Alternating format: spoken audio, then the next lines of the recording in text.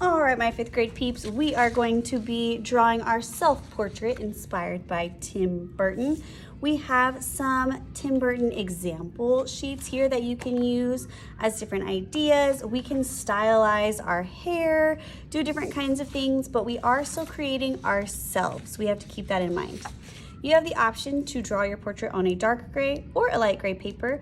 For the purposes of this video, to see a little bit better, I'm gonna pick a light gray. And we are gonna start with our head shape.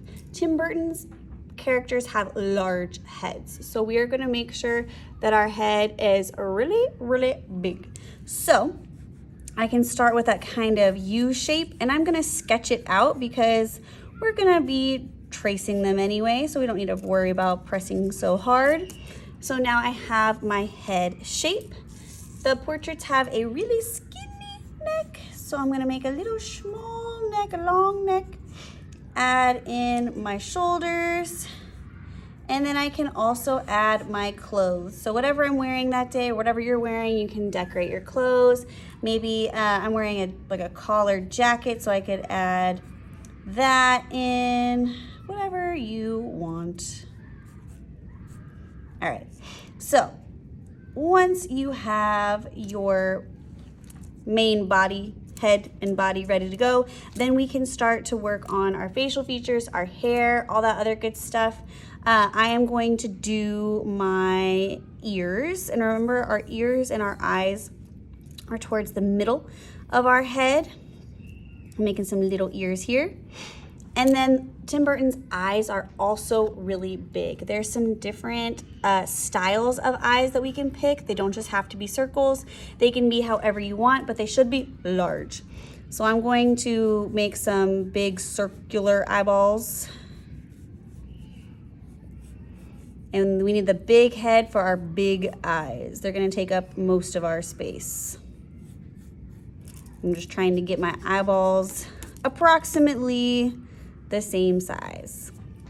All right, and then inside of the eyes, we're gonna add a really small pupil. I'm gonna be looking over here. And I'll add in some eyelid.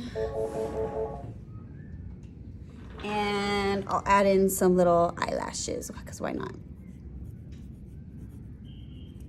All right, and then once I am done with my eyeballs, then I can go in and make my nose. Tim Burton's characters have some little small noses, so I'm giving myself just a little small nose. And then our mouth. They also have small mouths. I'm gonna give myself a little small mouth, whatever you want. All right, now I left open that top part to do my hair. My hair is curly today, so I'm gonna be adding some little curly cues. They're coming kind of in front of my face.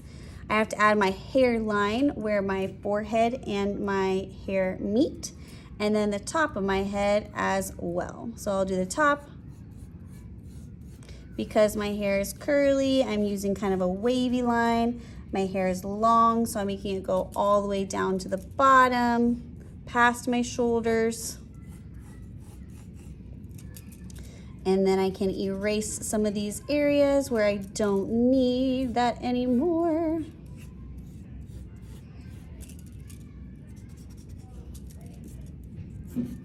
You don't see my ear on this side. And my hair is covering my eyeball there.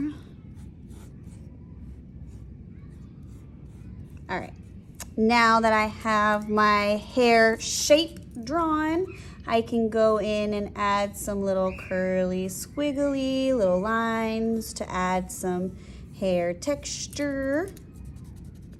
And then I just need some eyebrows, some little thin baby eyebrows. Now my portrait is complete. Notice I drew really large, I filled up the space.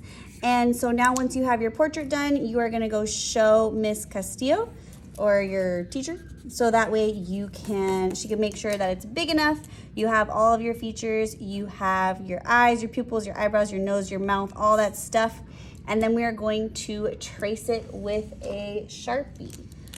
Once you trace with a Sharpie, then you are done for today. So I can't wait to see what they look like. Happy creating.